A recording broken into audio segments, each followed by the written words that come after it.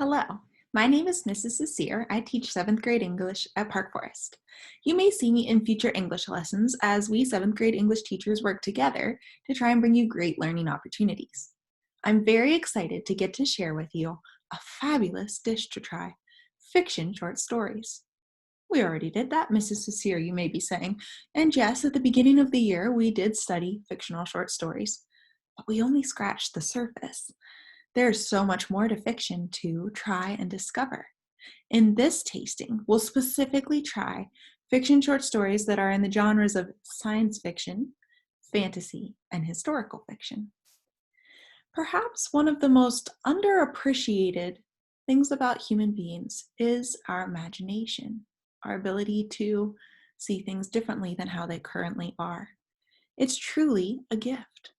These types of short stories allow both authors and readers to delve deep into that gift and adventure into another world and another time.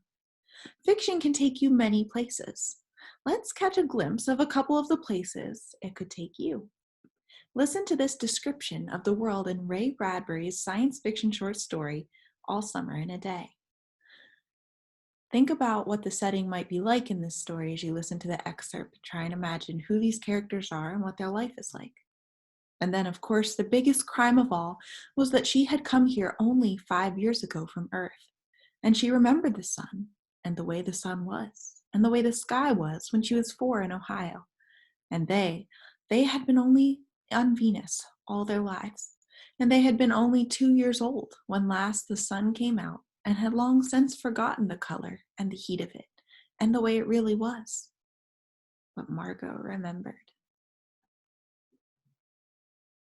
Like I said, our imaginations can take us places we've never been before. Let's take another trip into the world of Roald Dahl's fantasy story, The Wish. The enormous red and black and yellow carpet that stretched the whole length of the hall from the stairs on which he sat to the front door in the distance. A tremendous carpet. He regarded it gravely, setting his eyes upon it with mild pleasure. He had never really noticed it before, but now, all of a sudden, the colors seemed to brighten mysteriously and spring out at him in a most dazzling way. You see, he told himself, I know how it is.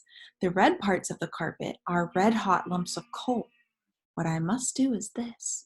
I must walk all the way along it to the front door without touching them. If I touch the red, I will be burnt. As a matter of fact, I will be burnt up completely. And the black parts of the carpet, yes, the black parts are snakes, poisonous snakes, adders mostly, and cobras, thick like tree trunks around the middle. And if I touch one of them, I'll be bitten, and I'll die before tea time. And if I get across safely, without being burnt and without being bitten, I'll be given a puppy for my birthday tomorrow. Sometimes, fiction lets us see our typical everyday world in new and unique ways, turning the ordinary into an adventure. That's part of the magic of imagination. That's why imagination is such an amazing and useful gift. It adds extra spice to life.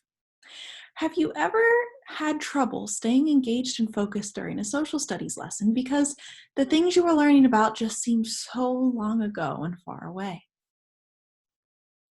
Sometimes it could seem hard to relate to. History is an incredibly important topic, and something that can really help us feel more real to us and help us feel engaged in it is the genre of historical fiction. There's no better way to experience a historical event than to feel as if you're right there in the moment.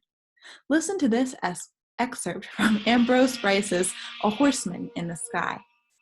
One sunny afternoon in the autumn of the year 1861, a soldier lay in a clump of laurel by the side of the road in western Virginia.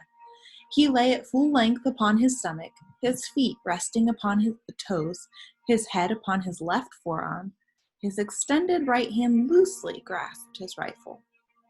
But for the somewhat methodical disposition of his limbs and a slight rhythmic movement of the cartridge box at the back of his belt, he might have been thought to be dead.